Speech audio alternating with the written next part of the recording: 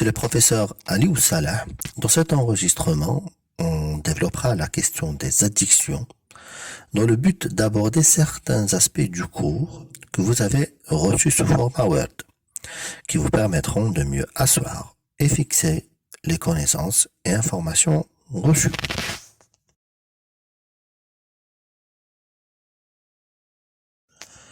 Je ne sais pas si on peut appeler ça la culture générale, mais il me semble que c'est très important qu'un professionnel de santé sache le jargon utilisé dans notre société pour les différents produits utilisés. Donc, vous avez le Rivotril, Madame Courage, parfois appelé Hamra, Pakidil Rosa, Diazepam Zarga, l'héroïne, le kahla, cocaïne, le bayda, l'ecstasy, le halwa, l'Erika, Milka ou bien chocolat, Subitex, le B8, Zombie. C'est un cocktail d'héroïne et d'autres psychotropes. Vous avez aussi Parkinan, qui est appelé Zerga ou bien Capsula. Et enfin, l'Exomil, c'est pas là. Le tableau indique des résultats épidémiologiques d'une étude qui a été faite en 2000-2001, donc par l'OMS. Il indique que le cannabis est la substance illicite la plus fréquemment consommée, suivie des amphétamines, de la cocaïne et des opioïdes. L'usage des substances illicites est une activité essentiellement masculine, plus encore que le tabagisme à la cigarette et la consommation d'alcool. L'usage des substances psychoactives est également plus fréquent chez les jeunes que dans les classes d'âge plus âgées. Donc ce tableau, il indique que 2,7% de la population mondiale totale et 3,9% des 15 ans et plus ont consommé du cannabis au moins une fois entre 2000 et 2001.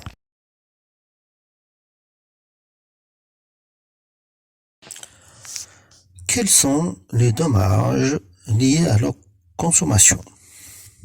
On va commencer par les dommages liés au cannabis. Il faut savoir qu'environ 1 décès sur 9 sont attribués au tabagisme, essentiellement du fait de cancers de bronches et des poumons, et aussi des cancers des voies aérodégestives supérieures, des maladies cardiovasculaires et des maladies respiratoires. Cette mortalité touche encore principalement les hommes, mais la mortalité des femmes progresse elle aussi, avec un décalage temporel également constaté pour les consommations. Deuxièmement, les dommages liés à l'alcool. Les consommations aiguës d'alcool, souvent massives, particulièrement importantes chez les jeunes, c'est ce qui est appelé le binge drinking, constitue l'élément récent qui reste encore mal évalué du point de vue sanitaire et notamment dans les pays occidentaux. L'alcool, produit qui procure le plus de plaisir et de bien-être, est simultanément le produit le plus dangereux. L'alcool est à la fois la cause directe de maladies, et on commence par la dépendance, mais aussi il peut être source de délinquance routière, ivresse publique, etc. C'est ce qu'on va voir dans la slide qui vient après. Mais aussi le facteur déclenchant de nombreuses autres maladies, telles que les cirrhoses, les cancers, des troubles neuropsychopathologiques, ou encore des suicides, et d'une importante délinquance avec des violences conjugales, des violences familiales, mais aussi sexuelles. Troisièmement, les dommages liés au cannabis. Une consommation chronique de cannabis peut conduire à un désintérêt pour les activités quotidiennes, des difficultés de concentration et de mémorisation. C'est ce qu'on appelle communément le syndrome amotivationnel, avec aussi un déclin des capacités d'apprentissage qui sont particulièrement dommageables à l'adolescence. Dans certains cas, il faut savoir que l'usage régulier de cette substance peut favoriser l'apparition de troubles psychiatriques authentiques, notamment la survenue de schizophrénie chez les personnes présentant une vulnérabilité pour la psychose.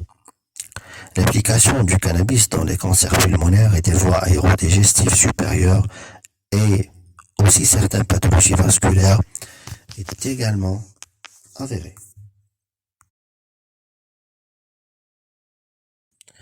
La consommation de ces produits psychoactifs est une des principales causes de souffrance sociale, de violence et de délinquance.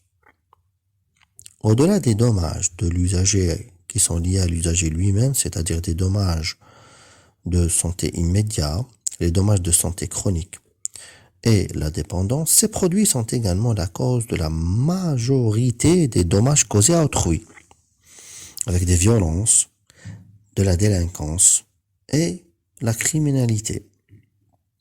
Pour citer comme exemple les dommages sociaux liés à l'alcool, vous avez les ivresses publiques, avec tout ce qu'elles peuvent engendrer, des infractions de sécurité routière liées à l'alcool, des violences familiales et ou conjugales, des faits de maltraitance à l'enfant, mais aussi des viols et des agressions sexuelles.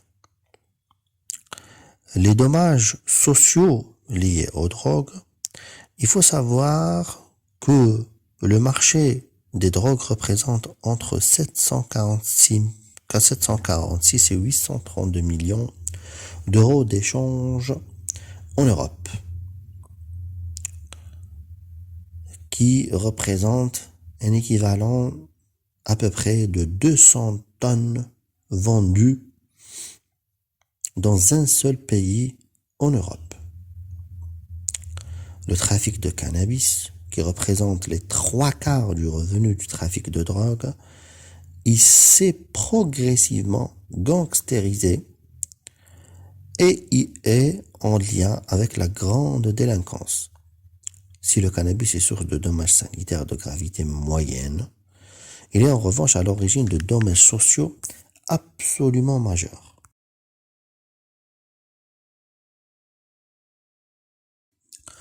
Vous voyez dans cette slide qu'au cours de l'évolution de l'être humain, les changements qui se sont opérés. L'homme vivait dans une forêt, se déplaçait, fournissait des efforts pour trouver sa nourriture et l'eau qu'il lui faut, et aussi pour chasser, pour manger.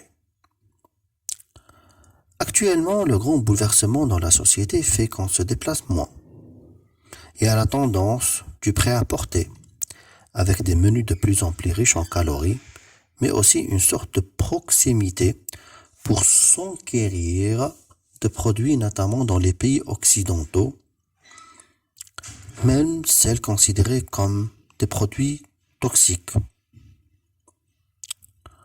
On peut acheter la cigarette, l'alcool et même d'autres produits via le net.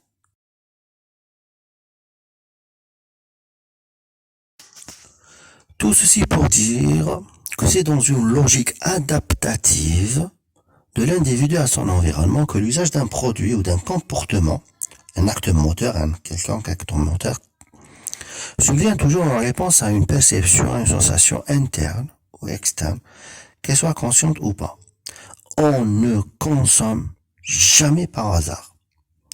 Si, au début, l'usage d'un produit est un simple outil d'adaptation ponctuelle, par exemple, gestion d'une relation, d'une émotion, d'un symptôme, douleur, anxiété, des problèmes de sommeil, des problèmes d'éveil, la répétition de son usage chez certains sujets conduit à l'addiction par modification fonctionnelle et structurelle des neurocircuits impliqués dans les émotions et les cognitions.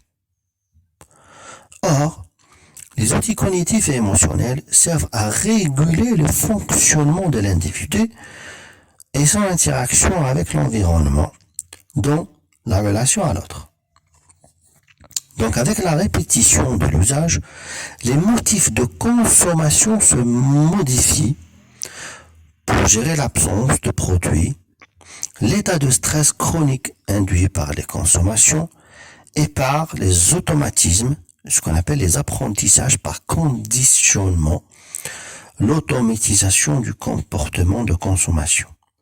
Donc si, au début, l'usage du produit représente un avantage adaptatif, une sorte de gratification qui favorise la répétition des usages, ou ce qu'on appelle le craving de récompense, le sujet peut ensuite difficilement fonctionner et s'adapter sans le produit.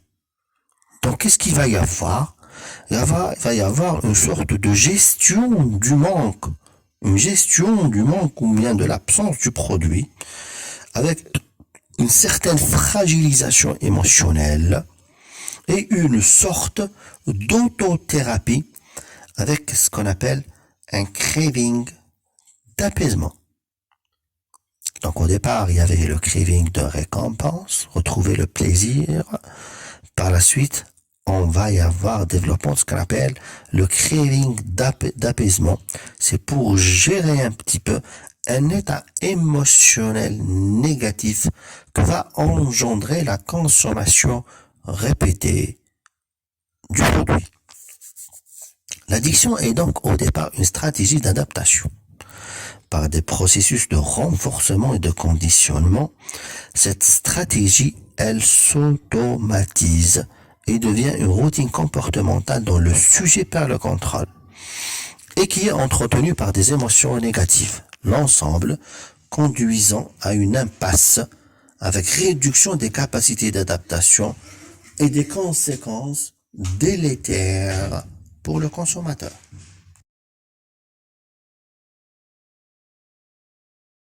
Après tout ça, on arrive à la définition.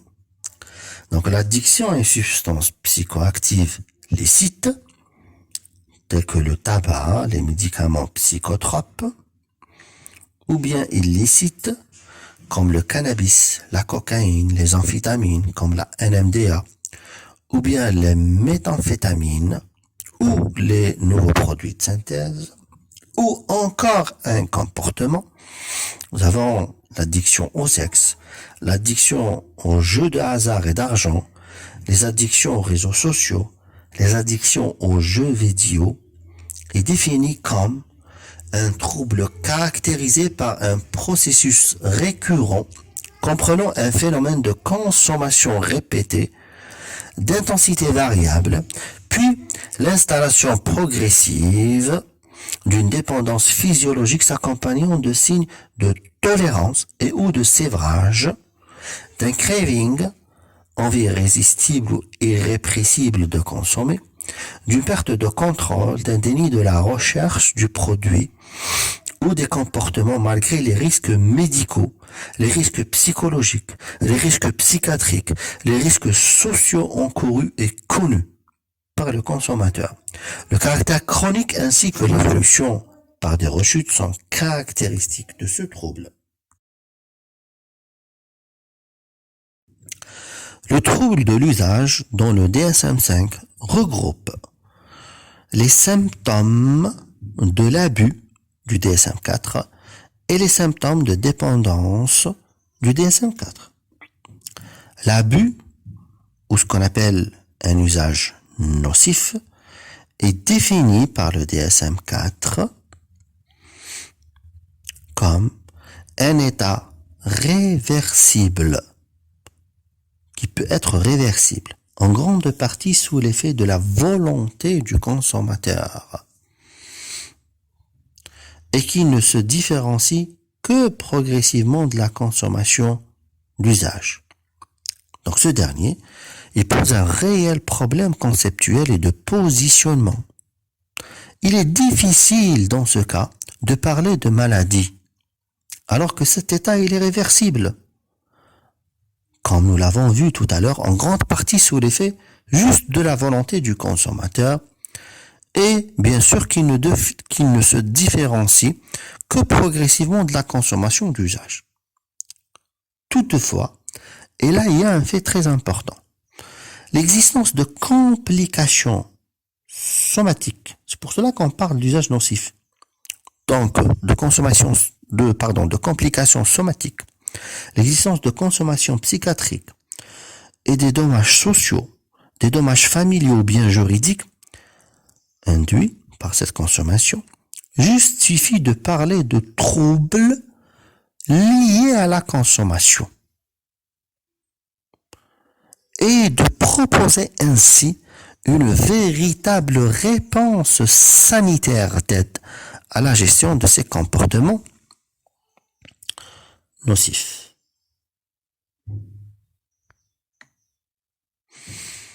Concernant la dépendance, comment on l'a défini, il s'agit de l'impossibilité de s'abstenir de consommer. Il est là habituel de distinguer deux types de dépendance. Vous avez la dépendance psychique qui est définie par le besoin de maintenir ou de retrouver les sensations de plaisir, de bien-être, ce qu'on appelle la satisfaction ou bien la stimulation que la substance apporte au consommateur, mais aussi une incapacité d'éviter les sensations de malaise psychique qui survient lorsque le sujet n'a plus son produit. C'est ce qu'on appelle le sévrage. Cette dépendance psychique a pour traduction principale le craving, ou bien c'est ce qu'on appelle une recherche compulsive de la substance contre la raison, contre la volonté du sujet. Il s'agit d'une expression d'un besoin majeur et incontrôlable que l'on pourrait traduire familièrement par « je crève d'envie ». Donc la dépendance psychique, d'accord, elle est traduite sur le plan physique par des symptômes de sévrage, d'accord, c'est ce qu'on appelle le sévrage psychique. Elle se rapproche de la définition du craving, qui est l'envie irrésistible. Concernant maintenant la dépendance physique, elle est définie par un besoin irrépressible obligeant le sujet à la consommation de substances pour éviter le syndrome de manque lié à la prévention du produit. Elle se caractérise par le syndrome de sévrage, qui est là plutôt physique, donc apparition de symptômes physiques et l'apparition de ce qu'on appelle une tolérance. La tolérance consiste à des consommations de plus en plus augmentées pour un seul but, c'est retrouver le même effet. C'est-à-dire que le consommateur, il va consommer des quantités de plus en plus importantes pour retrouver l'effet. C'est ça la tolérance. Cette dépendance physique n'est pas obligatoire pour porter le diagnostic. Le concept d'addiction est également précisé cliniquement dans le DSM-4 qui séparait les deux catégories, donc comme nous l'avons expliqué tout à l'heure, de l'abus et la dépendance. L'intérêt de la notion d'abus fut de reconnaître un état pathologique antérieur à la dépendance et la nécessité et la légitimité d'action précoce. C'était ça le raisonnement dans le DSM-4. Donc dans le DSM-5, les différents critères diagnostiques de l'abus et de la dépendance regroupés en une seule catégorie, le trouble de l'usage.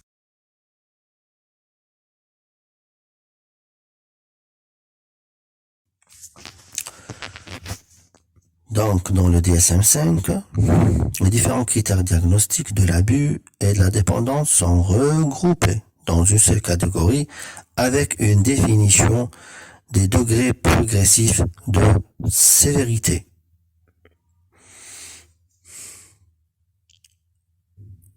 Nous serons également amenés à évoquer les addictions sans drogue, tels que l'anorexie-boulimie, l'addiction sexuelle, l'addiction au sport, l'addiction au travail, l'addiction aux jeux pathologiques, ou bien les achats compulsifs. Et là, il est important de savoir qu'il existe des similitudes comportementales avec les addictions aux substances psychoactives que l'on peut observer dans ces addictions sans drogue. Et ceci s'explique par des mécanismes neurobiologiques et psychologiques similaires qui mettent en jeu des fonctions de plaisir, de l'évitement, de la souffrance, de la dépendance et la gestion des sensations et des émotions.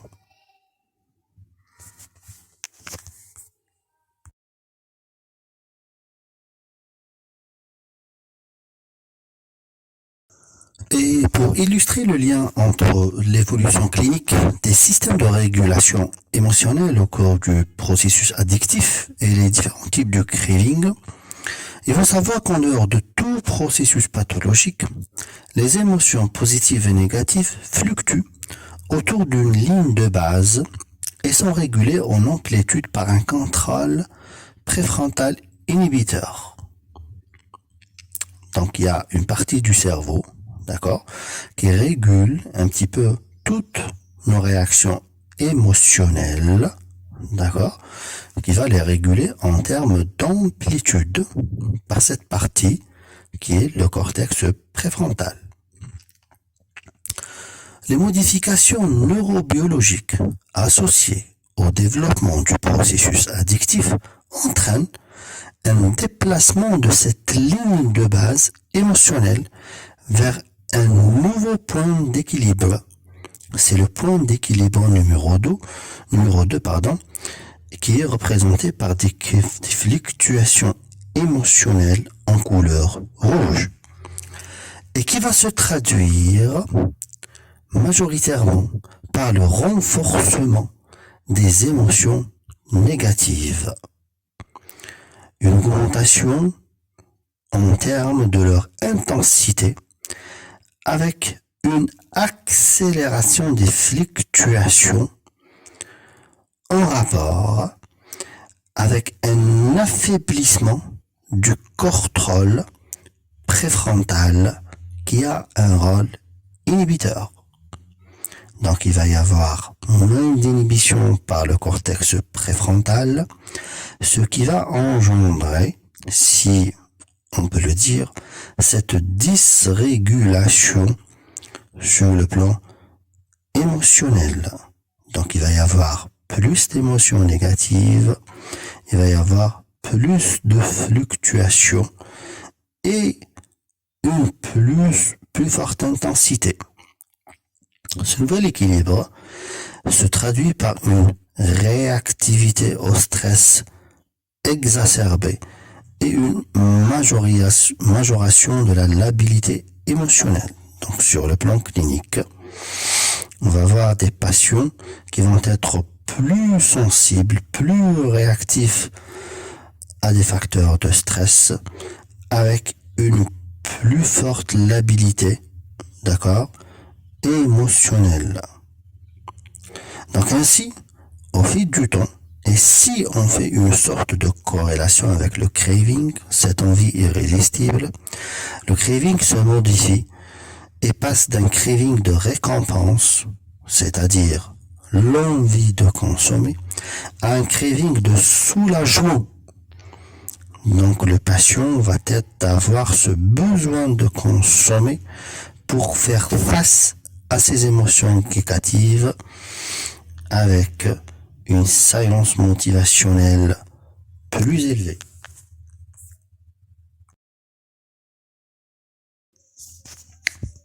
L'installation d'une addiction dépend, outre les facteurs propres liés au produit, c'est-à-dire le type du produit, la précocité de la consommation, ainsi que le but de la consommation, c'est-à-dire est-ce que si c'est à visée autothérapeutique, par exemple dans un but anxiolytique ou hypnotique, il y a aussi les modalités de consommation, d'accord, Et là, on peut parler, par exemple, si la consommation elle est régulière, n'est pas régulière, si le consommateur, c'est-à-dire consomme de façon solitaire ou bien en groupe, ou bien la voie d'administration, elle est aussi importante. Quelqu'un qui fume, qui introduit le produit par voie intraveineuse, ce n'est pas la même chose. Donc, tous ces facteurs liés au produit se surajoutent d'autres facteurs qui sont, c'est-à-dire des facteurs de risque qui sont d'ordre individuel ou bien environnementaux, reste très très très important de les connaître. Pourquoi? Parce que la bonne connaissance de ces facteurs de risque permet des actions de prévention ciblées sur ces individus ou bien sur des contextes de vulnérabilité grâce à la mise en place d'un soutien psychosocial adapté, mais surtout précoce. Donc le repérage de ces éléments individuels ou bien environnementaux constitue également un élément diagnostique et pronostic de toute première importance. L'existence de ces facteurs, lorsqu'elle est conjointe à la consommation de produits psychotropes, laisse fortement présager l'installation d'un usage nocif, puis d'une dépendance.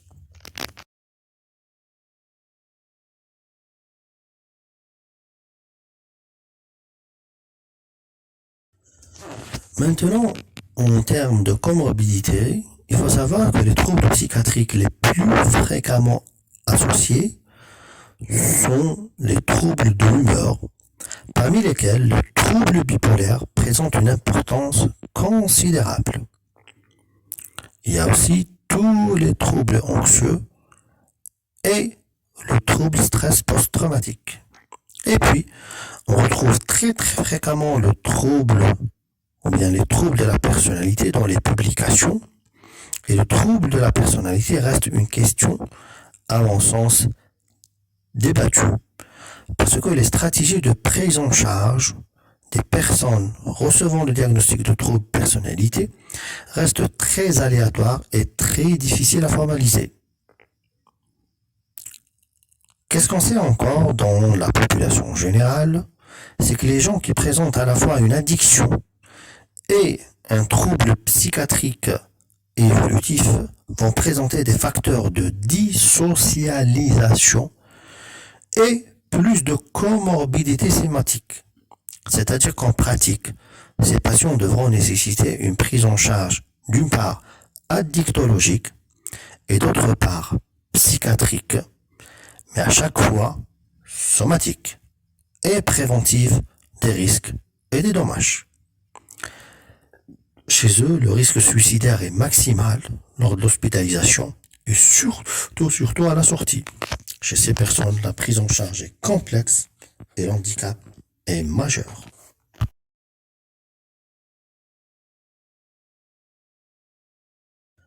On passe maintenant au volet de prise en charge. Le traitement d'une personne présentant une addiction mérite d'être conçu dans le cadre d'un programme global de soins afin d'avoir le maximum de chances d'être efficace et de produire des effets durables.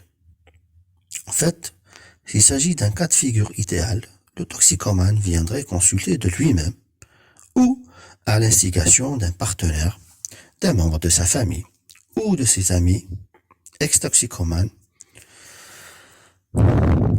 lui-même et acceptant d'élaborer un projet à long terme.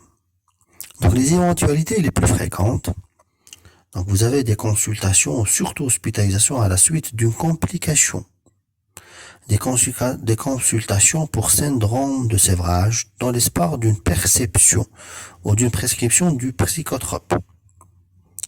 Et en fait des consultations pour cure de sévrage sans motivation sincère.